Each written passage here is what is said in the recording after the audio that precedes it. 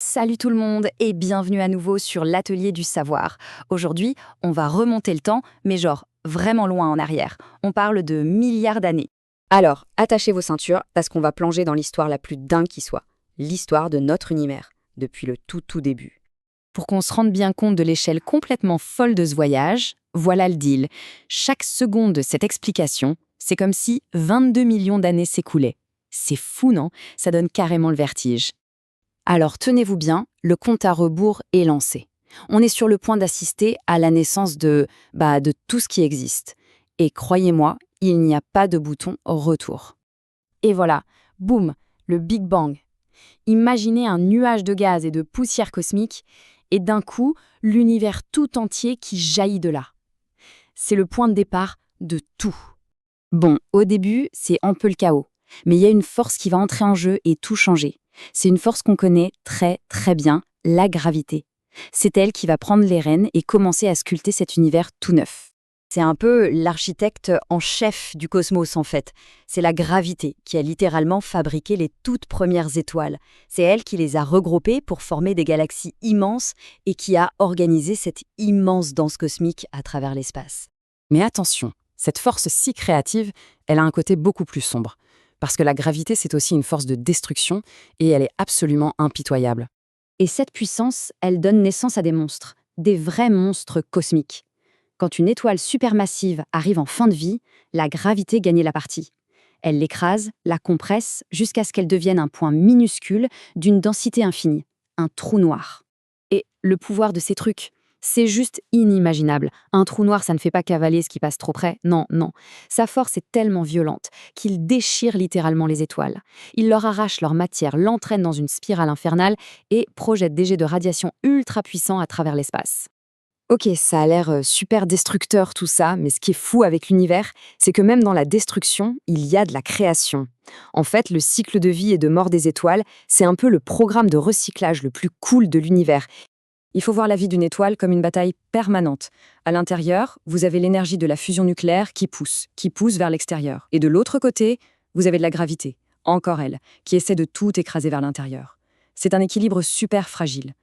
Et quand une grosse étoile n'a plus de carburant, eh bien, elle perd cette bataille. La gravité gagne, l'étoile s'effondre sur elle-même et kaboum! Elle explose en supernova. C'est un spectacle incroyable, aussi brillant qu'un milliard de soleils. Et cette explosion, elle est tellement puissante qu'elle crée de nouveaux éléments. Le fer, l'or, le carbone, tout ça, et elle les envoie partout dans l'espace. C'est comme semer des graines pour de futures étoiles et planètes. Et c'est là que l'histoire devient vraiment la nôtre, parce que chaque atome qui nous compose, à part l'hydrogène, a été fabriqué au cœur d'une de ces étoiles qui a explosé il y a des éons. On est littéralement de la poussière d'étoiles. C'est dingue, non? Bon, le décor est planté. Maintenant, on va faire un gros zoom avant. On quitte l'échelle cosmique pour se rapprocher de chez nous, dans notre petit coin de la Voie lactée, notre système solaire. Alors voilà ce qui s'est passé il y a environ 5 milliards d'années. Il y avait ce grand nuage de gaz et de poussière rempli des restes des vieilles étoiles. Et ce nuage a commencé à s'effondrer sur lui-même. C'est là que notre histoire commence vraiment. Pile au centre de ce nuage qui s'effondrait, la pression et la chaleur sont devenues si intenses que notre Soleil s'est allumé.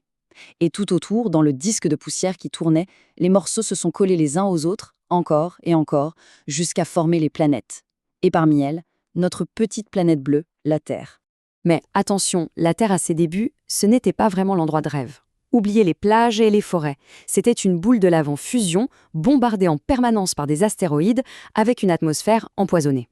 Bref, un véritable enfer. Inhabitable. Allez, on passe en mode avance rapide. C'est le sprint final. On va se concentrer sur le moment où ça devient vraiment intéressant pour nous, l'apparition de la vie. Et pourtant, même dans cet environnement hostile, un truc incroyable s'est produit. Tout au fond des océans, près de sources chaudes qui crachaient des minéraux, la magie a opéré. La toute première étincelle de vie est apparue. Les premières cellules étaient nées. Et ce qui est complètement fou, c'est de se dire que pendant, attention, presque 3 milliards d'années, ces petits microbes étaient les rois du monde. C'était la forme de vie la plus complexe sur Terre. Et ce sont eux, petit à petit, qui ont transformé notre planète. Ils ont commencé à produire de l'oxygène, et c'est ça qui a tout changé pour la suite. Et à partir de là, tout s'emballe. La Terre sort d'une période de glaciation et c'est l'explosion cambrienne, une véritable explosion de vie complexe. On voit apparaître les premiers animaux. Puis, beaucoup plus tard, après des hauts et des bas et quelques extinctions massives, c'est au tour des mammifères de s'imposer. Et enfin, nous arrivons, l'Homo sapiens. Donc on a traversé 13,8 milliards d'années pour arriver à cette conclusion qui donne le tournis. Sur cette immense frise chronologique, toute l'histoire de l'humanité, des premières peintures rupestres à nos smartphones, tout ça, ça tient dans une minuscule fraction de la toute dernière seconde. On est donc le résultat d'une série d'événements cosmiques et biologiques absolument dingues. La vraie question, c'est qu'est-ce qu'on va faire de notre moment, de ce bref et si précieux instant qu'on a sous les étoiles? Voilà une question qui laisse à réfléchir. Appuyez sur le pouce bleu si ça vous a plu, partagez-la et abonnez-vous pour ne rien manquer. Laissez un commentaire juste en dessous avec vos impressions et on se retrouve demain, même heure.